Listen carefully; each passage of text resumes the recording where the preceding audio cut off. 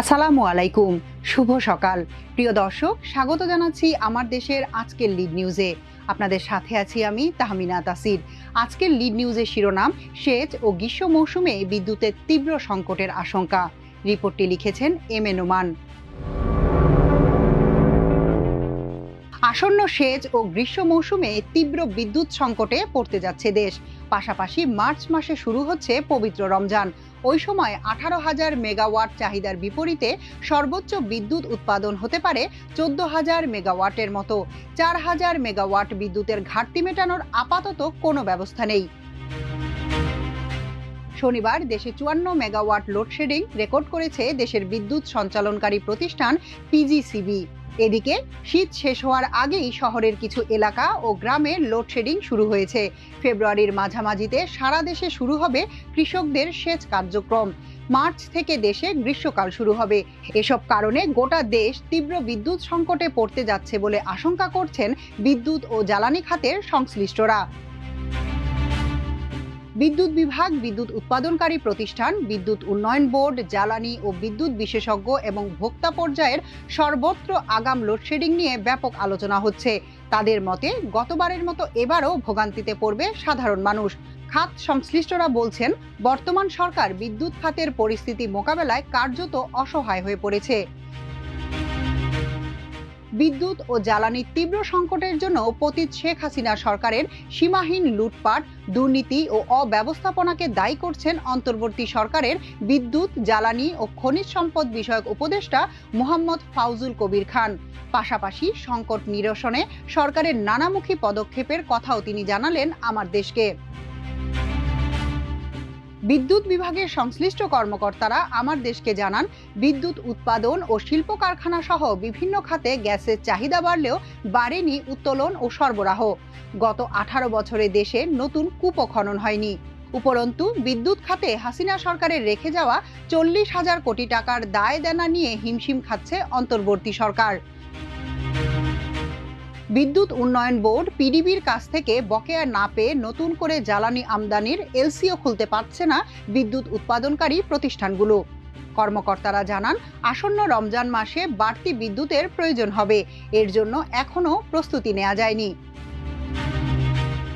বিশেষজ্ঞরা বলছেন, বিগত হাসিনা সরকার বিদ্যুৎ ও জ্বালানি খাতে কোনো সিস্টেম বা নিয়ম নীতির তোয়াক্কা করেনি। হাসিনার পলায়নের পর এ খাতের বিপুল দায় দেনার বোঝা এসে পড়েছে অন্তর্বর্তী সরকারের উপর। এ সরকারও অভিজ্ঞ ব্যক্তিদের সঙ্গে পরামর্শ করে আসন্ন সংকট মোকাবেলায় কোনো রোডম্যাপ তৈরি করতে পারেনি। এতে দায় দেনার পরিমাণ দিন দিন আরও বাড়ছে। আমার দেশকে তারা জানান, এখনও পিডিবিকে প্রতি ইউনিট বিদ্যুতে 4 টাকা লোকসান দিতে হচ্ছে। সেচ মৌসুম, গ্রীষ্মকাল ও রমজান মাসকে সামনে রেখে এবার বিদ্যুতের চাহিদা 18,000 মেগাওয়াটে গিয়ে পৌঁছাতে পারে। তবে এ বিপুল পরিমাণ বিদ্যুতের যোগান কিভাবে হবে তা নিয়েও কোনো কর্মপরিকল্পনা বা রোডম্যাপ নেওয়া হয়নি। উদ্যোক্তারা জানিয়েছেন, বিদ্যুতের বকেয়া বিল না পাওয়ার কারণে তারা বিদ্যুৎ কেন্দ্রের জন্য প্রাথমিক জ্বালানি আমদানি করতে পারছেন না। দিন দিন সরকারের কাছে বকেয়া অর্থের পরিমাণ বেড়ে চলেছে। গ্যাসের সংকট তীব্র হওয়ায় পরিস্থিতি সামাল দিতে হলে উচ্চ দামের ডিজেল ভিত্তিক কেন্দ্রগুলো চালাতে হবে। এতে সরকারের ব্যয় ও লোকসান আরও বাড়বে। লোডশেডিং হলে তৃণমূল পর্যায়ে সেচে ও ডিজেল চালিত সেচ পাম্পের আশ্রয় নেবেন প্রান্তিক কৃষকরা। এতেও তাদের কৃষি উৎপাদন খরচ বাড়বে। সংশ্লিষ্ট কর্মকর্তাদের সঙ্গে কথা বলে জানা গেছে, মার্চে দেশে বিদ্যুতের চাহিদা 18,000 মেগাওয়াটের বেশি হবে।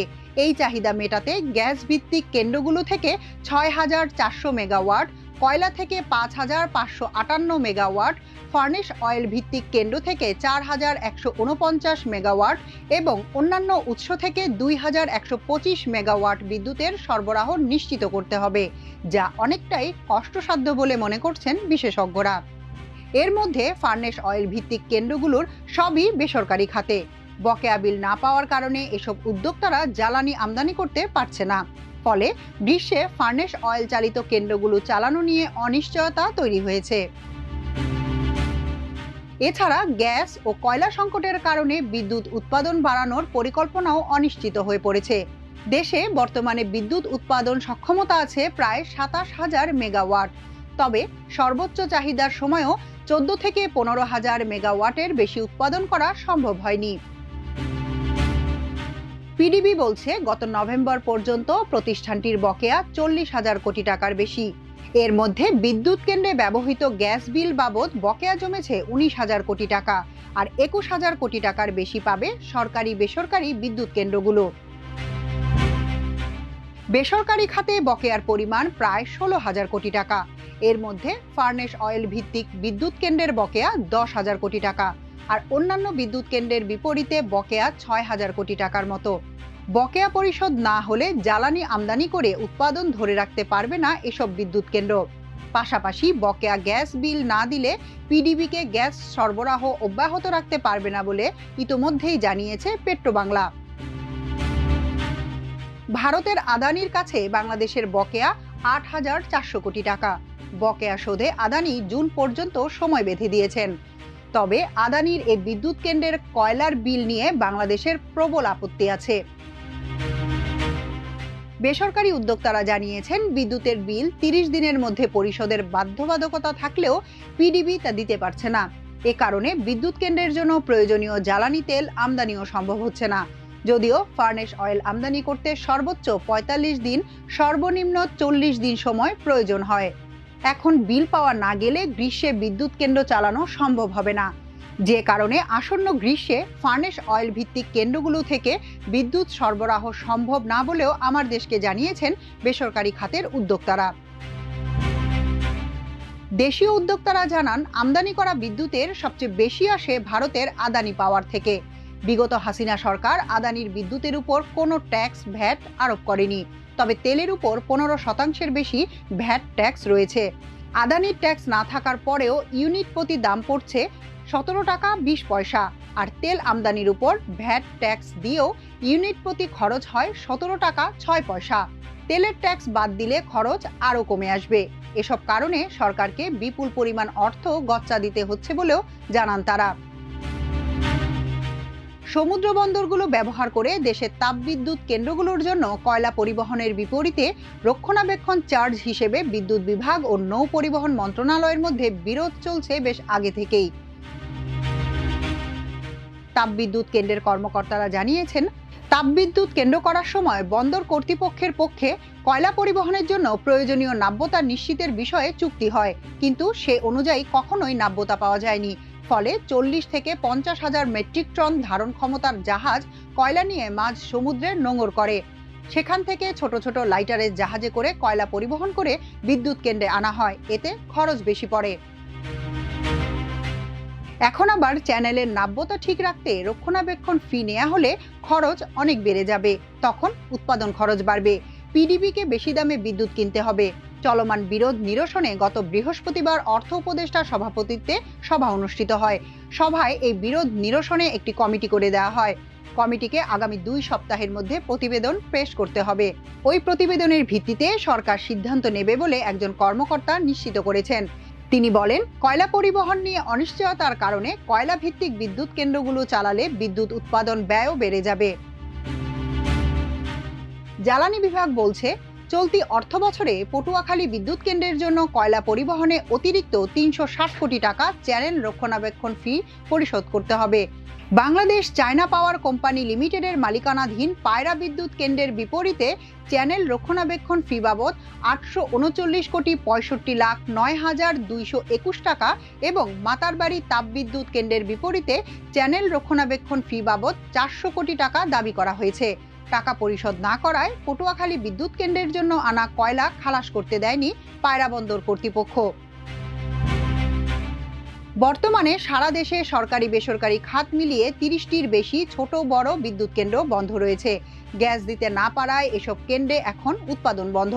পেট্রোবাংলার হিসাব অনুযায়ী বিদ্যুৎ খাতে গ্যাসের চাহিদা দৈনিক 2,500 মিলিয়ন ঘনফুট। আগামী মার্চে পিডিবি থেকে পেট্রোবাংলার কাছে বিদ্যুৎ উৎপাদনে 1600 মিলিয়ন ঘনফুট গ্যাসের চাহিদা দেয়া হয়।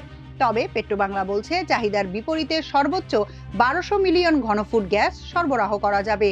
তবে বাস্তবতা হচ্ছে, বিদ্যুৎ খাতে 1000 মিলিয়ন ঘনফুটের বেশি গ্যাস সরবরাহ করা সম্ভব হবে না বলে পেট্রোবাংলার একাধিক কর্মকর্তা জানিয়েছেন। তাদের মতে দেশে জ্বালানির উৎপাদন দিন দিন কমছে, আর ডলার সংকটের কারণে চাহিদা অনুযায়ী এলএনজি সহ অন্যান্য জ্বালানিও আমদানি করা যাচ্ছে না। দেশে আগামী মার্চ থেকে শুরু হচ্ছে সেচ মৌসুম। এই মৌসুমে প্রান্তিক কৃষকরা বিদ্যুৎ চালিত সেচ পাম্প ব্যবহার করে, কিন্তু আসন্ন মৌসুমে বিদ্যুতের সংকট তৈরি হলে ডিজেল চালিত সেচ পাম্প ব্যবহার করতে হবে তাদের। এতে ফসলের উৎপাদন খরচ বেড়ে যাবে। উৎপাদন খরচ বেড়ে গেলে কৃষি পণ্যের দামও বাড়বে। এসব কারণে মূল্যস্ফীতিও বাড়বে বলে আশঙ্কা সংশ্লিষ্ট কর্মকর্তাদের। বর্তমানে মোট বিদ্যুৎ উৎপাদন ক্ষমতা হচ্ছে 25,339 মেগাওয়াট।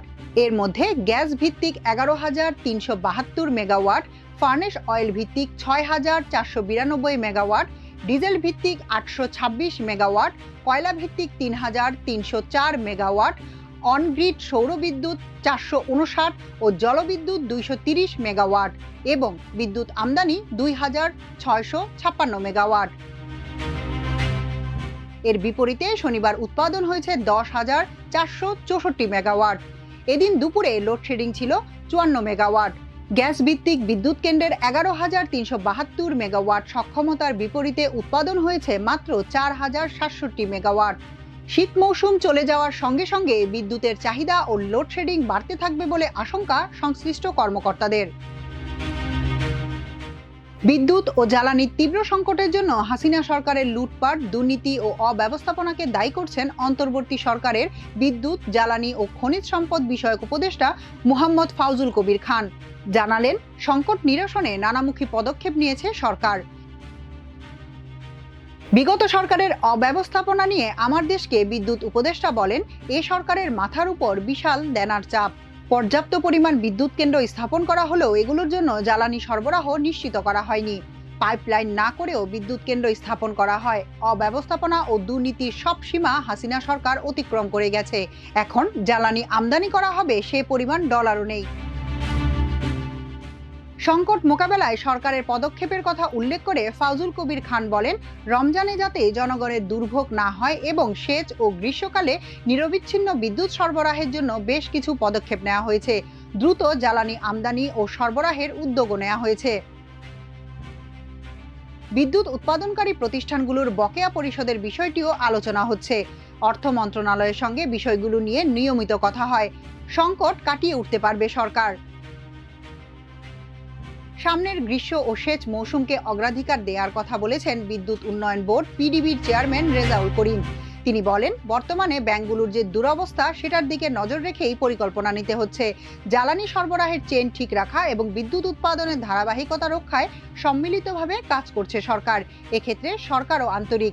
সবার সহযোগিতা অব্যাহত থাকলে সংকট কাটিয়ে ওঠা সম্ভব। জ্বালানি বিশেষজ্ঞ অধ্যাপক ডক্টর তামিম বলেন, দেশের বিদ্যুৎ উৎপাদনের কোনো সংকট নেই। পর্যাপ্ত বিদ্যুৎ উৎপাদনের সক্ষমতা থাকলেও মূল সমস্যা হচ্ছে জ্বালানি সরবরাহে। নিজস্ব জ্বালানি সক্ষমতা কম বলে আমদানি করতে হচ্ছে বেশি। এখন বিদ্যুৎ খাতে বিপুল বকেয়া জমা হয়েছে। পাশাপাশি জ্বালানি আমদানির জন্য যে বিপুল পরিমাণ ডলার প্রয়োজন সেখানেও সংকট চলছে। পরিস্থিতি মোকাবেলায় এখন সরকার যত দ্রুত জ্বালানি আমদানির উদ্যোগ নিবে তত দ্রুত আপৎকালীন পরিস্থিতি মোকাবেলা করা সম্ভব হবে। এ জ্বালানি বিশেষজ্ঞ আরও বলেন, বিদ্যুৎ উৎপাদনকারী প্রতিষ্ঠানগুলোর বকেয়া বাড়তে থাকায় তাদের পক্ষেও নতুনভাবে জ্বালানি আমদানি করে বিদ্যুৎ কেন্দ্র সচল রাখা সম্ভব হচ্ছে না। পরিস্থিতি মোকাবেলায় এই বিষয়গুলো সরকারকে দ্রুতই বিবেচনায় নিতে হবে। বাংলাদেশ ইন্ডিপেন্ডেন্ট পাওয়ার প্রডিউসার্স অ্যাসোসিয়েশনের সভাপতি KM রেজাউল হাসনাত বলেন, বিগত সরকারের সীমাহীন অনিয়ম ও আর্থিক লুটপাটের খেসারত দিতে হচ্ছে অন্তর্বর্তী সরকারকে। ব্যাংকগুলোকে দেউলিয়া করে বিপুল পরিমাণ টাকা পাচার করা হয়েছে। এখন ব্যাংক থেকে কোনো সহযোগিতা নিয়ে জ্বালানি আমদানির জন্য এলসি করার মতো পরিস্থিতিও নেই। বরং সরকারের কাছ থেকে পাওনা বকেয়ার কিছু অংশ পেলে জ্বালানি আমদানি করে বিদ্যুৎ উৎপাদন স্বাভাবিক রাখা সম্ভব হবে। আগামী দিনে বিদ্যুৎ নিয়ে যে সংকটের আশঙ্কা দেখা যাচ্ছে তা মোকাবেলায় সব পক্ষকেই সম্মিলিতভাবে এগিয়ে আসতে হবে। পাশাপাশি দীর্ঘমেয়াদী সমাধানের পথও বের করতে হবে। এখনকার মতো এ পর্যন্তই। প্রিয় দর্শক, সবাই ভালো থাকুন, সুস্থ থাকুন, থাকুন আমার দেশের সঙ্গে।